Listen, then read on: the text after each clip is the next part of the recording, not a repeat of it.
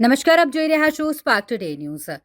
Spark Today ન્યૂઝના reporter Naresh પરમારના સુપુત્ર કેનેડા અભ્યાસ કરી રહ્યા છે. તેઓનો જન્મદિવસ હોય સેવા કાર્ય કરીને પોતાના પુત્રના જન્મદિવસની તેમણે ઉજવણી કરી. રામદેવજી મંદિર જે તરસાલી વિસ્તારમાં આવેલું છે, જ્યાં રામદેવ ભગવાનની આરતી કર્યા બાદ મંદિરે આવતા જતા ભક્તોને જમવાનો એક લાહવો આપવામાં આવ્યો અને આ રીતે તેમણે જન્મદિવસની ઉજવણી કરી છે. પોતાનો પુત્ર જે કેનેડામાં અભ્યાસ કરતો હોય અને તેના જન્મદિવસ નિમિત્તે એક સેવાકીય કાર્ય કર્યું.